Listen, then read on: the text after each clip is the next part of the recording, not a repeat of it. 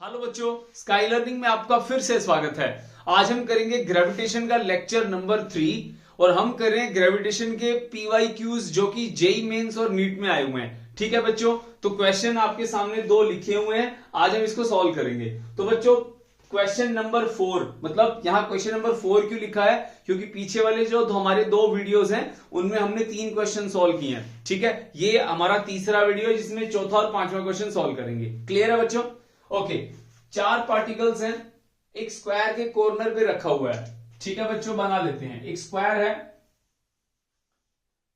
तो इसके चारों कोनों पे मास रखा गया है जिसका नाम m दे रखा है। फिर कहता है अगर ग्रेविटेशनल फोर्स की value one of the masses by the other masses is this, मतलब ये चारों एक दूसरे के ऊपर अट्रैक्शन फोर्स लगा रहे हैं क्योंकि ग्रेविटेशनल फोर्स है, तो इनमें से किसी एक के ऊपर, कोई भी एक के ऊपर फोर्स की वैल्यू गिवन कितनी है, मतलब F टोटल गिवन है कितना, 2√2 + 1 डिवाइड बाय 32 और gm²/L²। Then find out the length of the side of the square. इनमें से कोई एक हमारा ऑप्शन रहेगा। मैं बच्चों स्क्वायर की साइड जो है उसको x मान लेता हूं। क्लियर है बच्चों? अब हम लोग नॉर्मल, इसमें मल्टीपल मासेस हैं तो हम यहां पे सुपर पोजिशन प्रिंसिपल अप्लाई करेंगे, क्योंकि अगर मल्टीपल मासेस दिए हुए हो तो वहां पे हम क्या करते हैं, वेक्टर सम। समझ में आ गया? Vector sum of the all of the forces. तो हम क्या कर रहे हैं बच्चों, सुपर पोजिशन प्रिंसिपल अप्लाई करेंगे। Superposition principle. ठीक है बच्चों, ये कॉन्सेप्ट का नाम है। ठीक है, तो कैसे करते हैं बच्चों इसको? सबसे पहले देखो, हम मान लेते हैं, इसके नाम दे दो 1 2 3 4।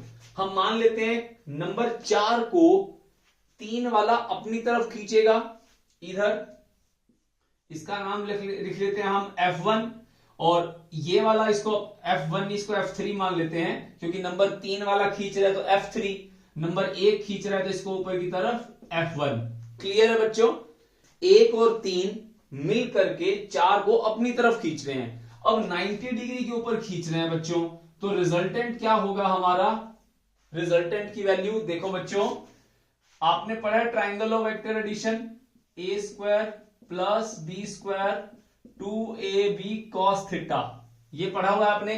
अब रिजल्टेंट फोर्स हमारा क्या होगा, F1 का स्क्वायर F3 का स्क्वायर 2F1 F3 cos 90।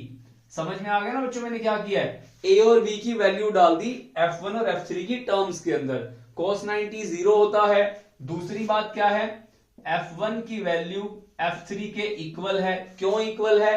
क्योंकि डिस्टेंस क्या है, x, तो ये भी तो x ही होगा ना बच्चों। स्क्वायर की साइड्स क्या होती हैं, सेम होती हैं, और मासेस क्या हैं, वो भी सेम है, तो फोर्सेस क्या होंगे, सेम होंगे।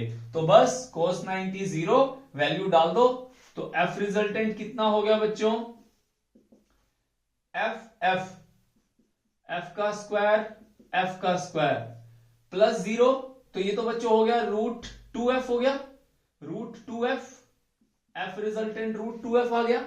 अभी तीसरा मास, उसका फोर्स बाकी है, वो क्या करेगा बच्चों, अगर ये रिजल्टेंट इधर जा रहा है तो इसके ऊपर इसका फोर्स, ये इसको अपनी तरफ खींचेगा, इसका नाम रख देंगे F2, लीनियर फोर्स हो गए। F3 ऊपर की तरफ आ रहा है। ठीक है, तो दूसरा मास जो नंबर 2 पे पड़ा है, ये क्या करेगा, उसको अपनी तरफ खींच लेगा।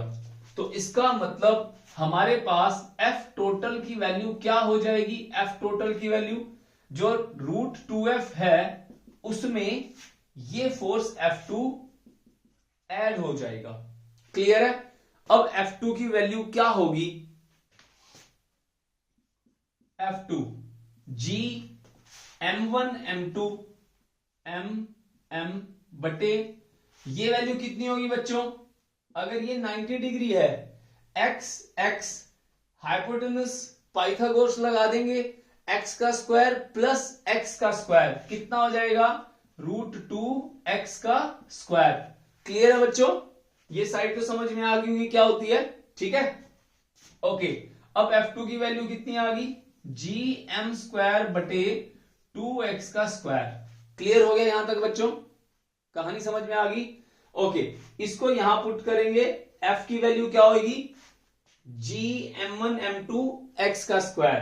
तो कितना आ गया f टोटल हमारा, जो हमने निकाला है f टोटल, वो आ गया बच्चों √2 gm² बटे x का स्क्वायर, और f2 कितना है, gm²